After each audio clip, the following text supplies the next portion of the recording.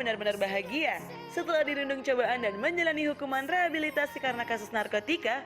Pada tanggal 29 Maret 2019 lalu, putri bungsu Ratu Dangdut Elvi Sukaisi tersebut resmi dipersunting oleh lelaki pujaan hatinya bernama Muhammad Anis. Digelar di salah satu restoran kawasan Jakarta Timur, Dawiyah dipinang Muhammad dengan mahar Rp100.000.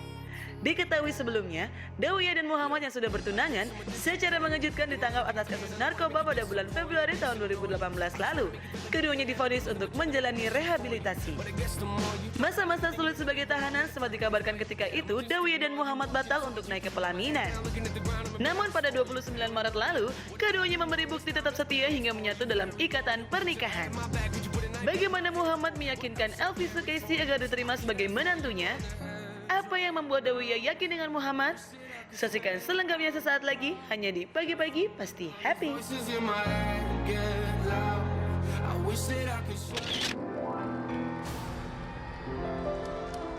Oke, sekarang kita sudah bersama Dawiyah dan Muhammad Anis. Muhammad Anis, Ya. ya, suami dari Dawiyah Zaida ya.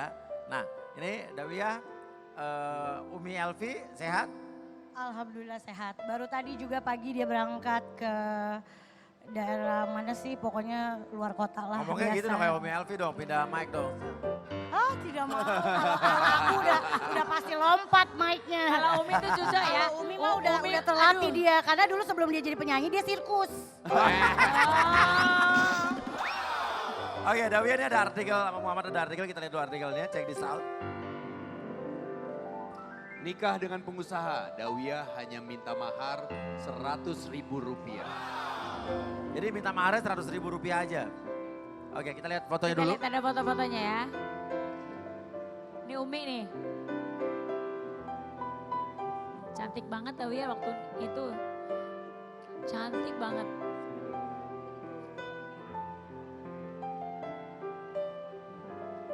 Nah, Teis datang ya? Datang. Tunggu, kok cuma 100.000 sih, bohong banget. Kayaknya di meja banyak banget bawaan lu Muhammad. Banyak banget dari ujung ke ujung. Ada ini ono. Seserahannya banyak ya? Semuanya merek loh. Oh, oke. Tapi mungkin yang diminta Dawiyah 100. Enggak, kalau itu dia ternyata memang mungkin banyak yang nggak tahu antara mahar sama lamaran. Oh gitu. Jadi kalau lamaran itu kan memang yang ada barang-barang, ada uang, ada apa aja deh yang pokoknya dia mau kasih. Tapi kalau mahar itu kan mas kawin gitu kan, Ya. yang nauzubillah min dzalik kalau seandainya terjadi apa-apa itu yang harus dikembalikan Iya. kepada penghulu. Jadi mau ngapain banyak-banyak, 100.000 aja. Cukup ya. Ntar kan kembalinya gimana kalau ini gitu kan. Jadi aku emang semua rata-rata semuanya pasti antara segitu, malah zaman dulu 10.000 paling. Emberan. 100.000 Oke. buat es teh manis cukup lah ya. Ya cukup, sama bakso-bakso semangkok mah dapet. Oke. Nah, ini kenapa lo pernikahannya sederhana, jauh dari kesan mewah tuh gimana? Emang pengennya begitu apa? Enggak, jadi karena memang sebenarnya itu aku niatnya cuma mau bikin akad nikah aja. Tadinya aku udah bilang sama mama, pokoknya aku mau bikinnya akad nikah aja karena aku juga memang maksudnya udah nggak mau yang nunda-nunda dan nggak mau yang berlebihan juga karena memang aku juga dalam kondisi prihatin kan, masih dalam rehab jalan juga. Jadi aku pikir asal aku bisa sah aja gitu. Jadi, Sah gitu ya? iya. Oke, ini pacaran berapa lama dulunya sih dulunya? 2 tahun. 2 tahun ya? 2 tahun. 2 tahun. Apa sih yang lo suka dari Dawiyah apa? Ya banyak lah yang gue suka dari dia. Apa? Kepribadiannya dia. Beranian dia kayak gimana? Ya orangnya tegas, terus penuh dengan kasih sayang. Pertama kali kenal di mana? Pertama kali kenal? Pertama kali kenal. Tatapan mata biasanya dari mana tuh awal? Itu gue lagi jalan sama kakaknya. Hah? Oh sama siapa? Sama Jadi kakaknya sebenarnya gue Ali. dicomblangin sama Ali, abang Ali. gue. Oh, dicomblangin. Sama Oh, temen kakaknya nih. Gue lagi jalan bareng, kakaknya minta tolong, Mat kita jemput nyokap gue sama keluarga gue. Oh ya udah, Ah. jemput. Terus kebetulan Dawiyah satu mobil sama gue. Dan waktu itu Eka masih cantik. Oh, sekarang juga. Sekarang cantik. Masih agak Kenyes-kenyes Habis gitu gitu. pas duduknya masih di depan. gurih-gurih. Masih kres, masih sebelum naik 30 kilo. Di depan siapa duduk di depan? Dawiyah duduk di depan. Lo Gue di, kan nyupir. di kap mesin? Nah, enak aja. Gue nyupir. Oh lo nyupir. Terus lirik-lirikan Iya. matamu dong, gimana? Enggak, lihat dari kaca spion aja. Oh jadi lirik-lirik gitu? Iya. Terus? Udah kayak gitu gue antar pulang. Setelah habis itu baru mulai ada Perasaan. Deg-degan. perasaan nanya kita sama Ali, gimana Li? Adek lo udah ada yang punya belum apa begini? Terus gitu dibilang aja. ada belum ada. Belum. Padahal Baru banyak. kita Iya, pendekatan. padahal banyak. Terus lu langsung minta nomor telepon Dawia dong? Langsung minta nomor telepon belum. Dawia, apa udah dapet? Belum. Belum. Enggak, dia Saat sih itu awalnya belum. titip-titip salam Belum. aja. Jaelah. Terus gue bilang kalau mau titip salam, salam tempel dong. Ya kan? Nah, meyakinkan Umi Elvi gimana? Kemarin kan sempat kena musibah, kalian ketangkep, maaf nih ketangkep berdua. Meyakinkan akhirnya Umi Elvi merestui pernikahan kalian tuh gimana? Kamu yang ngomong apa? Sebelum ketangkep saya ngomong sama Umi. Saya mau minta, saya punya niat baik. Dan saya juga bukan orang benar saya ngomong sama Umi. Tapi saya akan menjadi orang yang lebih baik gitu loh. Dan bertanggung jawab. Saya bilang kayak gitu sama Umi. Jadi memang itu udah sebelumnya, dari sebelum kita ke sebelum Tengko. kejadian. Bener.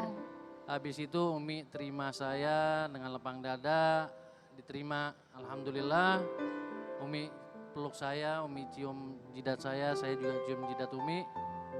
Nah baru rencana mau keluarga saya mau datang ke Datang. keluarganya Dawia. Katanya yang datang Polela. Gitu. Tahu malah ketangkap polisi yang Iya. datang. Enaknya. Itu berapa tuh jaraknya dari lo menyatakan mau nikah sampai Sampai polisi yang ngelamar lo tuh gimana berapa lama tuh?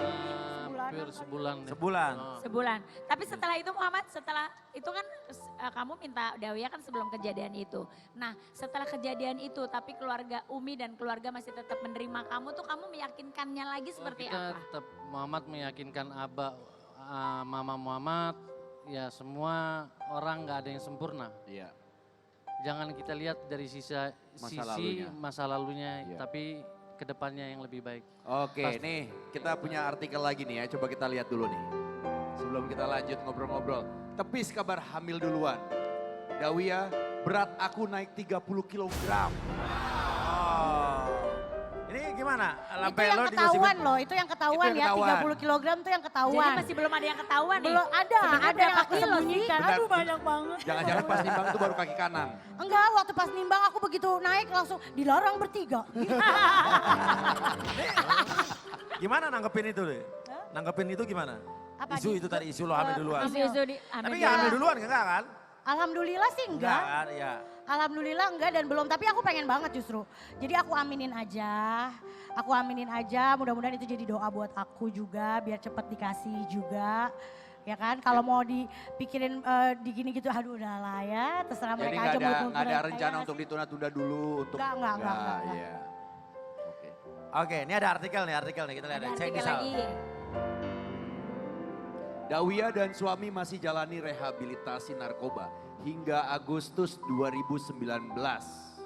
Sebentar lagi nih.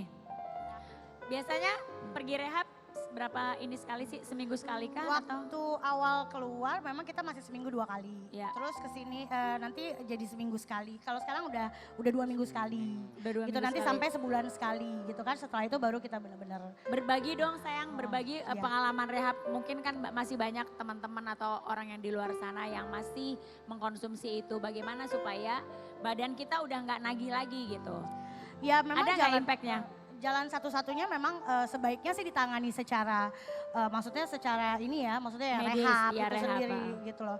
Karena memang kalau misalkan kita hanya berjuang dengan diri sendiri, pengaruh itu tuh memang lumayan dahsyat banget ya kan. Apalagi kita masih berada di lingkungan yang sama. Benar.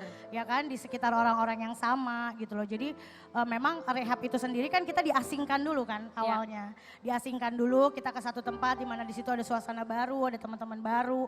Di situ juga kita memulai lagi hidup normal seperti layaknya orang-orang yang bangun pagi, sholat, apa segala yang kayak gitu-gitu. Yang selama ini mungkin rata-rata hampir setiap orang yang mengkonsumsi itu hampir tidak bisa hidup Tidak teratur melakukan, kan. Gitu, jadi memang kita memulai lagi itu semuanya gitu loh. Jadi memang rehab itu kalau Iya. menurut aku sih bagus banget. Bagus kalau memang banget. orang untuk yang memang Iya. pengen Jadi sembuh hidup ya sehat gitu. ya. Biasanya memang di disarankan sekali. di bulan keberapa atau apa itu yang masa-masa Baru- paling sulit Iya. untuk dilewatin?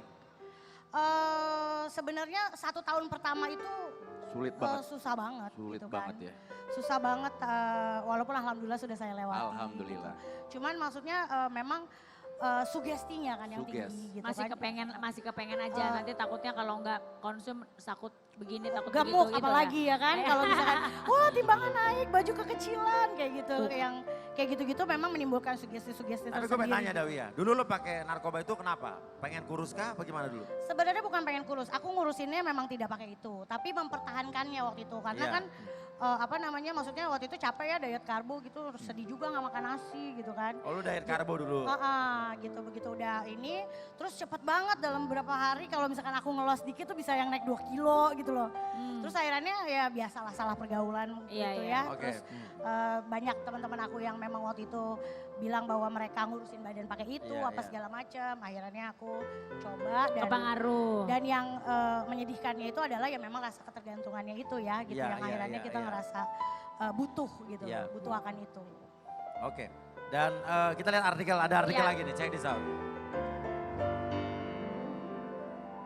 Ingin pulang, Dawia sering menangis di rutan. Apa rasanya di rutan Daw? Aduh, kalau aku sih gak bisa menggambarkan secara ini ya. Cuman yang pasti itu pasti adalah suasana yang memang tidak akan pernah diinginkan sama siapapun manusia di muka bumi ini. Gitu kan, maksudnya memang dimana kita ada di tempat orang-orang yang kita gak kenal satu sama lain gitu kan. Terus yang benar-benar kita harus serba sendiri gitu kan. Terus mesti beradaptasi di yang saat itu misalnya Belum kan lagi kayak aku tempatnya nggak enak lah pasti tempatnya ya, juga namanya mungkin juga nggak nggak layak pas, kalau iya. buat ini gitu kan, makanannya juga apa segala. Jadi memang ya itu satu tempat yang aku berharap sih musuh aku pun tidak akan pernah merasakan itu. Apalagi Oke. orang-orang terdekat aku Nggak atau gitu ya. orang-orang yang Kabarnya lo katanya hubungan kamu sama kakak kamu, Wirda belum membaik sampai sekarang. Dan kenapa kakak kamu juga tidak diundang waktu pernikahan kamu? Dan berikutnya juga apakah benar kamu satu sel dengan Jennifer Dunn? Dan apakah kamu banyak berbincang dan bergosip dengan Jennifer Dunn? Dan pemirsa, setelah ini kita akan bahas habis-habisan tetap di pagi-pagi pasti. Happy.